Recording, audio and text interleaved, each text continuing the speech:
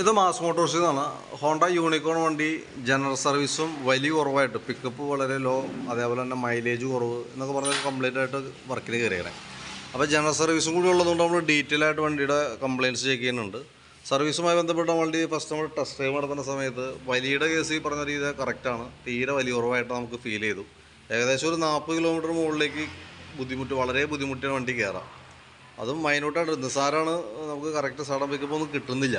അതും ഒരു കംപ്ലയിൻ്റ് ആയിരുന്നു. പിന്നെ നമ്മൾ വണ്ടി സ്റ്റാർട്ട് ചെയ്ത് എടുക്കുന്ന സമയത്ത് നമുക്ക് ഫുഡ് റെസ്റ്റുമ്പോൾ തന്നെ ബാക്ക് സൈഡിൽ നിന്നുള്ള ഷിവറിങ് നമുക്ക് അനുഭവപ്പെടുന്നുണ്ടായിരുന്നു. അതാണ് ആ രണ്ട് കംപ്ലയിൻ്റാണ് നമുക്ക് വണ്ടി ടെസ്റ്റ് ഡ്രൈവ് നടത്തിയപ്പോൾ നമുക്ക് ഫീൽ ചെയ്തൊരു കംപ്ലയിൻറ്റ് കേട്ടോ. അപ്പോൾ നമ്മൾ ജനറൽ സർവീസുമായി ബന്ധപ്പെട്ട് വണ്ടി വർക്കിന് കയറ്റിയിട്ടുണ്ട്. അപ്പോൾ അതിൻ്റെ ബാക്ക് വീലൊക്കെ നമ്മളൊന്ന് അയച്ച് ചെക്കപ്പിന് വേണ്ടിയിട്ട് അയച്ചിട്ടുണ്ട്. കമ്പനി ലൈനറാണ് കിടക്കണേ, ഹോണ്ടയുടെ ഒറിജിനൽ ലൈനറാണ്. ലൈനർ പുതിയ ലൈനറാണ്, വലിയ പഴക്കമായിട്ടില്ല. അത്യാവശ്യം ആ ലൈനർ ഉറഞ്ഞിട്ടുള്ള പൊടി കാര്യങ്ങളൊക്കെ ഉണ്ടെന്നല്ലാണ്ട് വേറെ കംപ്ലയിൻ്റ് ഒന്നുമില്ല. അപ്പോൾ നമുക്കൊന്ന് ക്ലീൻ ചെയ്ത് റീസെറ്റ് ആക്കാം. ബാക്ക് വീല് ടയറിൻ്റെ കണ്ടീഷനൊക്കെ അത്യാവശ്യം നല്ല ടയറാണ്. ഹബിനകത്തായാലും വേറെ കംപ്ലയിൻസോ കാര്യങ്ങളൊന്നുമില്ല. ചെറിയൊരു സ്ക്രാച്ച് വന്നിട്ടുണ്ട്, പക്ഷേ മേജറായിട്ടുള്ള പ്രോബ്ലം ഒന്നുമില്ല. പിന്നെ അതേപോലെ തന്നെ നമുക്ക് അതിൻ്റെ ബാക്കിൽ വന്ന വീലിൻ്റെ ഡാംബർ റബ്ബർ പൊട്ടിക്കിടക്കുന്നുണ്ട്. അപ്പോൾ അതൊന്ന് ചേഞ്ച് ചെയ്തിടാം. പിന്നെ നമുക്കുണ്ടല്ലോ, ഇതുമ്പോൾ കിടക്കുന്ന ചെയിൻ സ്പോക്കറ്റ് പുതിയ സ്പോക്കറ്റാണ്, പക്ഷേ നമുക്കതിൽ ഈ സസ്പെൻഷൻ്റെ ബെയറിങ് ഓൾറെഡി കംപ്ലയിൻ്റ് ഉണ്ട്. അതാണ് നമുക്ക് ആ ബാക്ക് സൈഡിൽ നിന്ന് നമുക്ക് ഈ കാലുമൊക്കെ ഫുഡ് റെസ്റ്റുമൊക്കെ നമുക്ക് നല്ല ഷിവറിങ് അനുഭവപ്പെടുന്നതിൻ്റെ കാരണം. അതെന്ന് വെച്ചാൽ നമുക്ക് ഈ വന്ന ബാക്കിലേക്ക് വന്ന ഈ സസ്പെൻഷൻ്റെ ഇവിടെ നീഡിൽ ബെയറിങ് വരാം. ആ നീഡിൽ ബെയറിങ്ങിൻ്റെ കംപ്ലയിൻ്റ് ഉള്ളത് കൊണ്ടാണ് ആ പ്രോബ്ലം നമുക്ക് കിട്ടുന്നത്.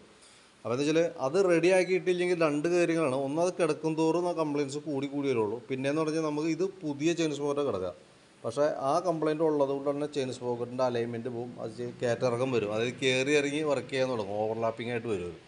അപ്പോൾ എത്രയും പെട്ടെന്ന് നമുക്കത് മാറ്റിക്കളയലാണ് ഏറ്റവും നല്ലത്. നമുക്കങ്ങനെ ജോബ് കാർഡിൽ പറഞ്ഞിട്ടില്ല, പക്ഷേ നമുക്ക് അങ്ങനെ ഒരു കംപ്ലയിൻറ്റ് കിട്ടിയത് കൊണ്ട് ഞാനത് ഒന്ന് ശ്രദ്ധയിൽ പെടുത്തുന്നുള്ളൂ. പിന്നെ നമുക്കതിൻ്റെ ചെയിൻ സ്പോക്കറ്റ് ബാക്കിലത്തെ ഈ പ്ലേറ്റ് ഇവിടെ പോയേക്കാണ്, അത് സെപ്പറേറ്റ് ഒരു വാഷ് ഇട്ടേ, അത് നമുക്ക് ഒരെണ്ണം മാറ്റിയിട്ടേക്കാം. പിന്നെ അതേപോലെ തന്നെ നമുക്ക് അതിൻ്റെ എയർ ഫിൽറ്ററിൻ്റെ ഭാഗം നമ്മൾ ചെക്ക് ചെയ്യാൻ വേണ്ടി അയച്ചിട്ടുണ്ട്. എയർ ഫിൽറ്റർ നമുക്ക് ഇത് കിടക്കുന്നത് കമ്പനി ഫിൽറ്ററൊന്നുമല്ല, ഡ്യൂപ്ലിക്കേറ്റാണ്. പക്ഷേ അത്യാവശ്യം പുതിയ ഫിൽറ്ററാണ് കിടക്കുക. അപ്പോൾ തൽക്കാലം നമുക്ക് എന്തെങ്കിലും ഇതൊന്ന് എയർ അടിച്ച് ക്ലീനാക്കി റീസെറ്റ് ചെയ്തിടാം. പക്ഷേ നമുക്ക് ഇടയ്ക്ക് അത് അഴിച്ച് മാറ്റി കളയേണ്ടതായിട്ടുണ്ട്. അതിൻ്റെ ക്വാളിറ്റി വേരിയേഷൻ എന്താണെന്ന് വെച്ചാൽ ഈ പേപ്പർ ക്വാളിറ്റിയിലാണ് വ്യത്യാസം വരാം. എന്തായാലും ഇപ്പോൾ നമ്മൾ പുതിയത് കാശ് കൊടുക്കും മേടിച്ചേക്കണതാണ്. അപ്പോൾ വലിയ കുറച്ചാൾ കിടക്കട്ടെ, എന്നിട്ട് നമുക്ക് എടുത്ത് കളഞ്ഞാലും മതി. പിന്നെ നമുക്ക് അതിൻ്റെ ബാറ്ററി ടെസ്റ്റൊക്കെ കൂട്ടത്തിൽ നമ്മൾ നടത്തി പോകുന്നുണ്ട്. ബാറ്ററി നമുക്ക് അതിൻ്റെ വോൾട്ട് നോക്കുമ്പോൾ 12.806 ഇഞ്ചിൽ വോൾട്ട് നമുക്ക് കാണിക്കുന്നുണ്ട്. അപ്പോൾ ബാറ്ററി ടെസ്റ്റിലേക്ക് കൊടുത്തിട്ടുണ്ട്. ടെസ്റ്റിലേക്ക് കൊടുക്കുമ്പോൾ ഇവിടെ ബാറ്ററി കംപ്ലൈൻ്റ് ആയിട്ട് കാണിക്കുക. 12.5 വോൾട്ടിൽ മുകളിലുണ്ടെങ്കിൽ പോലും ബാറ്ററി ടെസ്റ്റിൽ ഫെയിൽഡായിട്ടാണ് കാണിച്ചേക്കണേ. അപ്പോൾ സെൽഫിൻ്റെ എന്തെങ്കിലും കംപ്ലയിൻറ്റ്സൊക്കെ ഒരു പക്ഷേ കാണിക്കാനായിട്ടുള്ള സാധ്യത നിലവിലുണ്ട്. പിന്നെ അതേപോലെ തന്നെ നമ്മൾ വണ്ടിയുടെ ഫ്രണ്ട് ഭാഗത്തേക്ക് നമ്മൾ ചെക്ക് ചെയ്യാനൊക്കെ വരുമ്പോൾ ഫ്രണ്ട് ടയർ സത്യം പറഞ്ഞാൽ തീർന്ന ഒരു അവസ്ഥയിലാണ്. കാരണം ഈ ലൈൻ നോക്കുമ്പോൾ നമുക്കറിയാം, കാരണം ഈ ലൈനോട് ചേർന്ന് തന്നെ എത്തിയിട്ടുണ്ട്. അതിൻ്റെ ഇൻഡിക്കേഷൻ മാർക്ക് വന്ന ഭാഗം എന്ന് പറയുമ്പോഴത്തേക്കും അതിൻ്റെ ആ ലെവലൊക്കെ കഴിഞ്ഞു. സൈഡിലെ ഗ്രൂ നോക്കണ്ട, സെൻറ്ററിലൊക്കെ ഫുള്ള് തീർന്ന് നിൽക്കണം കേട്ടോ. അപ്പോൾ ഒന്ന് ശ്രദ്ധിച്ച് ഓടിക്കുക. പിന്നെ അതേപോലെ തന്നെ ഫ്രണ്ട് ബ്രേക്കിൻ്റെ പാഡ് സെറ്റ് നമ്മൾ ചെക്ക് ചെയ്യാൻ വേണ്ടി അയച്ചാണ്.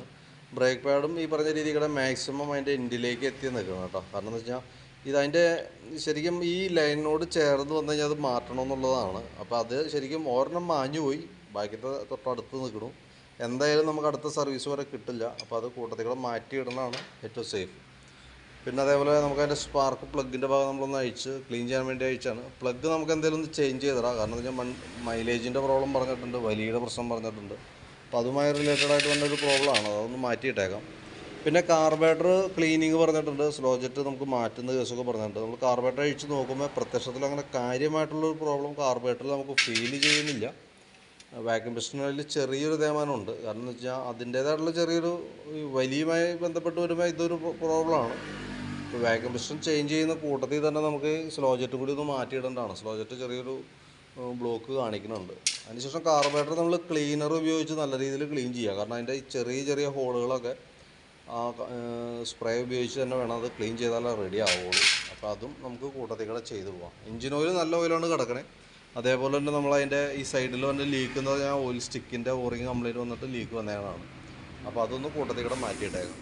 വലിയുടെ പ്രോബ്ലം ശരിക്കും പറഞ്ഞാൽ കാർബറേറ്ററിൽ നമുക്ക് പ്രത്യക്ഷത്തിൽ അതിനും വലിയ കംപ്ലൈൻറ്റ് ഇല്ലാത്തത് കൊണ്ട് തന്നെ നമ്മൾ അതിൻ്റെ എഞ്ചിൻ കംപ്രഷൻ നമ്മളൊന്ന് ചെക്ക് ചെയ്തായിരുന്നു. എഞ്ചിൻ കംപ്രഷൻ സത്യം പറഞ്ഞാൽ ശരിക്കും കൂടുതലുണ്ട്, ഇതിനകത്ത് അളവ് കൂടുതലാണ്. ശരിക്കും പറഞ്ഞാൽ 10-നും 11-നും 12-നും ഇടയിലാണ് നമുക്ക് വരാം സാധാരണ. ഇതിനകത്ത് കാർബൺ ഡെപ്പോസിറ്റ് കൂടുതലാണ്.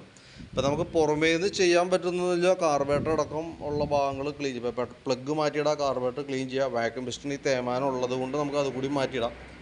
അതേപോലെ തന്നെ എയർ ഫിൽറ്റർ പുതിയതാണ്, കമ്പനി ആയിട്ട് അല്ലെങ്കിൽ പോലും പുതിയതാണ്. അപ്പോൾ അതൊക്കെ ഒന്ന് ക്ലീൻ ചെയ്ത് നമുക്ക് റീസെറ്റ് ചെയ്യാം. അത്രയും ഭാഗം റെഡി ആക്കിയതിന് ശേഷം നമുക്ക് വണ്ടി ഉപയോഗിച്ച് നോക്കാം. മൈലേജും പിക്കപ്പിലും കാര്യമായിട്ടുള്ള വ്യത്യാസം വരുന്നില്ല എന്നുണ്ടെങ്കിൽ നമ്മൾ എന്ത് ചെയ്യേണ്ടതെന്ന് വെച്ചാൽ എഞ്ചിൻ ഹെഡിൻ്റെ ഭാഗം അഴിച്ചിട്ട് കാർബൺ ക്ലീൻ ചെയ്യേണ്ടതായിട്ട് വരും കേട്ടോ. സാധാരണ രീതിയിൽ അത് 30,000 കിലോമീറ്ററിൽ ചെയ്ത് പോകേണ്ട ഒരു പ്രോസസ്സാണ്. കാരണം എന്താ വെച്ചാൽ സാധാരണ നമ്മളിപ്പോൾ എയർ ഫിൽറ്റർ മാറ്റുകയും പ്ലഗ് മാറ്റുകയൊക്കെ ചെയ്യുന്ന പോലെ തന്നെ എഞ്ചിൻ ഹെഡിന് അഴിച്ച് അതിൻ്റെ ഉള്ളിൽ അടിഞ്ഞു കൂടുന്ന കരി ക്ലീൻ ചെയ്ത് റീസെറ്റ് ചെയ്യാന്നുള്ളതാണ് 30,000 കിലോമീറ്ററിൽ നമ്മൾ ചെയ്യേണ്ടത്. സാധാരണ ആരും ചെയ്യാറില്ല. കാരണം എന്ന് വെച്ച് കഴിഞ്ഞാൽ അതിൻ്റെ ഒരു സൈഡ് എഫക്റ്റൊക്കെ വരും ഈ രീതിയിൽ വന്ന പ്രോബ്ലംസൊക്കെ.